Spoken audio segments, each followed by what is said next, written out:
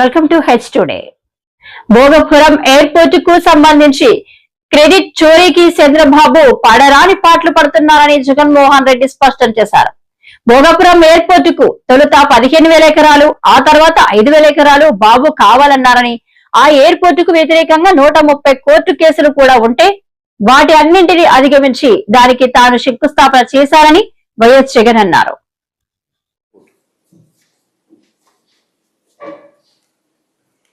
Bhogapuram airport కూడా నిజంగా చూస్తే చంద్రబాబు మరో క్రెడిట్ చోరీ చేయడానికి పడరాని పాటలు పడతా ఉన్నాడు.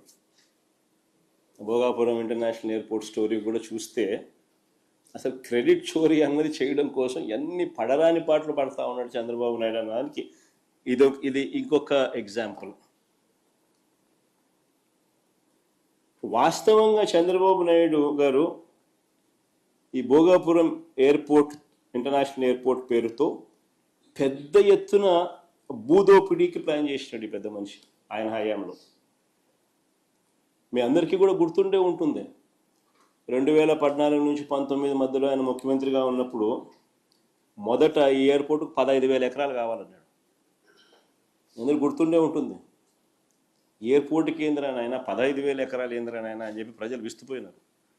తర్వాత 5,000 ఎకరాలు అన్నాడు. మన ఎయిర్పోర్ట్ కేంద్రానైనా 5,000 ఎకరాలు ఏంద్రానైనా అని చెప్పి నిజంగా ప్రజలు ఈ మనిషి చిత్తశుద్ధిని ప్రజలు సీరియస్గా శంకించి ఏకంగా ఈ ప్రాజెక్టుకు వ్యతిరేకంగా 130 కోర్టు కేసులు ఫైల్ అయినాయి.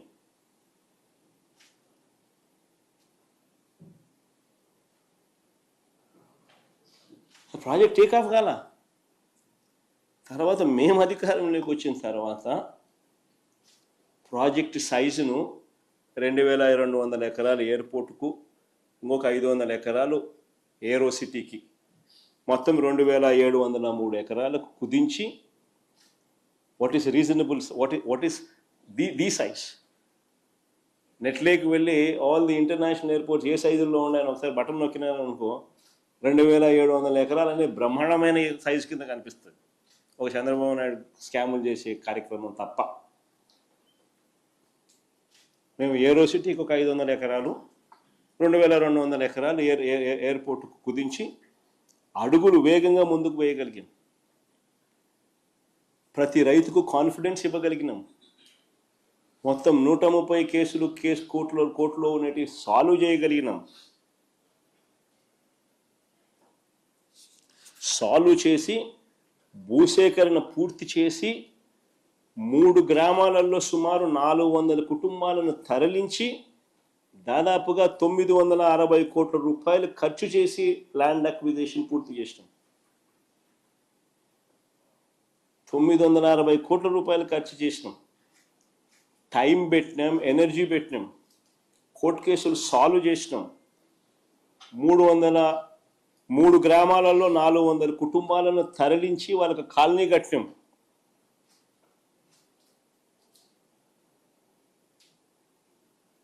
ల్యాండ్ అక్విజిషన్ మా హయాంలో జరిగింది.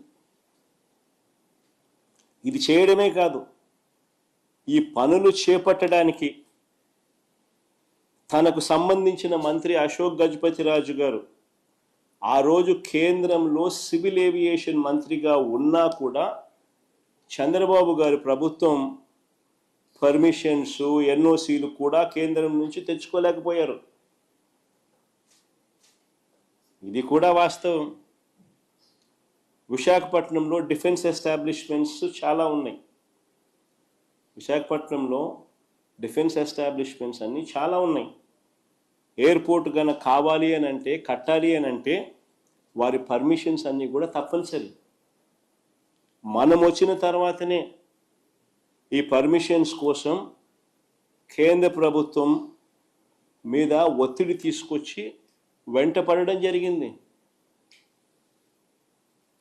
ప్రధాని గారిని నేనే స్వయంగా కలిసి లేఖలు ఇవ్వడమే కాకుండా రిక్వెస్ట్ కూడా పలుమార్లు చేయాల్సి వచ్చింది. మేము వచ్చిన తర్వాతనే ఎన్ఓసితో పాటు, కేంద్రం నుంచి ఎన్ఓసితో పాటు airports authority of India approval, BCAS approval అంటే bureau of civil aviation security approval, ministry of defence approval, ministry of civil aviation approval, environmental clearance, NOC for closure of existing airport INS Dega, NOC from central government, financial closure of all participating banks. ఇవన్నీ కూడా మా హయాంలో జరిగాయి. ఇవన్నీ కూడా మా హయాంలో జరిగాయి. వైఎస్ఆర్సీపీ ప్రభుత్వం అధికారంలో ఉన్నప్పుడు జరిగాయి. రోడ్లు, నీళ్లు, కరెంటుకు అవసరమైన రాష్ట్ర ప్రభుత్వ అదనపు నిధులు కూడా మా ప్రభుత్వం వచ్చాకే ఇచ్చాం. అవి కూడా మా ప్రభుత్వం వచ్చాకే ఇచ్చాం. చివరికి కోవిడ్ లాంటి కష్టాలు ఎన్నున్నా కూడా అన్నీ దాటుకుని ఫోకస్ పెట్టాం కాబట్టి ఈ ప్రాజెక్టు 2023 మే 3వ తారీఖున ముఖ్యమంత్రి హోదాలో నేను శంకుస్థాపన చేశాను.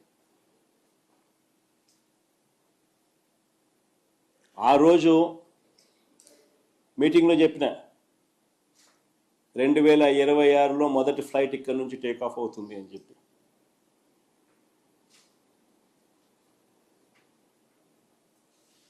అంతేకాదు, ఎయిర్పోర్ట్ ఒక వైపున కడతా ఉన్నప్పుడు ఎయిర్పోర్ట్ కనెక్టివిటీ రోడ్డు కూడా ఈక్వల్లీ ఇంపార్టెంట్.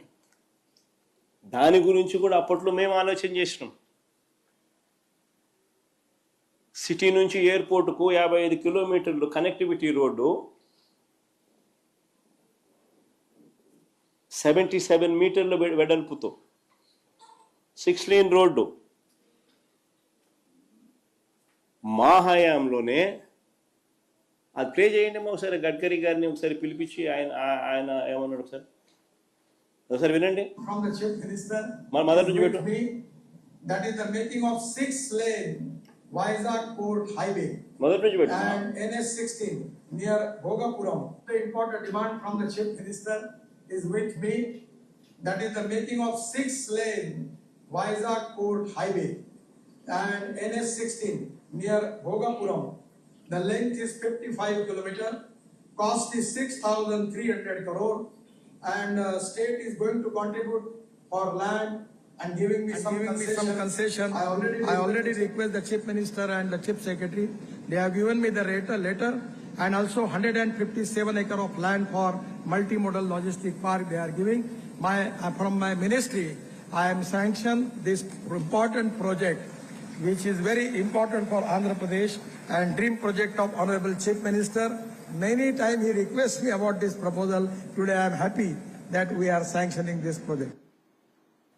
కనెక్టివిటీ రోడ్డు కూడా కేంద్ర మంత్రి గారిని పిలిపించి ఆయనతో శాంక్షన్ చేయించి ఆ ప్రాజెక్టును కూడా ఆయనే ముఖ్యమంత్రి గారి డ్రీమ్ ప్రాజెక్ట్ అని చెబుతూ అనౌన్స్మెంట్ చేసిన దాఖలాలు. ఆశ్చర్యం ఏందనంటే, క్రెడిట్ తీసుకోవాలని ఇంత తాపత్రయపడతా ఉన్న వీళ్ళు అసలు ఆ ప్రాజెక్టులో ఆ రోడ్డు దాని తర్వాత అడుగులు ముందుకేలా.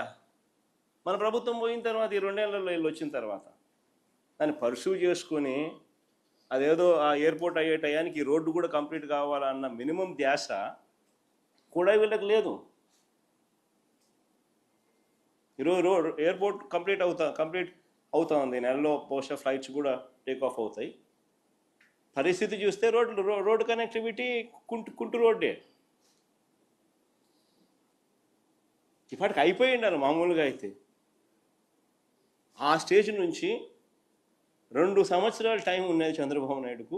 ఈ ప్రాజెక్టు ఒకవైపున చకచకా పనులు జరుగుతూ ఉన్నాయి, ఓ పక్క రోడ్డు మీద కూడా ధ్యాస పెట్టిందంటే ఇది అయిపోయే లోపల అది కూడా అయిపోయి ఉంటుంది. కనీసం ఆ పని కూడా పరిస్థితి కూడా చేయలే. కానీ చంద్రబాబు నాయుడు గారు ఏమంటాడు, క్రెడిట్ చోరీ. తాను తన సివిల్ ఏవియేషన్ మినిస్టరు వీళ్ళ వల్లనే వచ్చింది అన్నట్టుగా బిల్డప్. అది వీళ్ళు ఏం చేసినారు? అది వీళ్ళు ఏమన్నా చేసినారా? ఒక పర్మిషన్ తెచ్చినారా? ల్యాండ్ అక్విజిషన్ చేసినారా?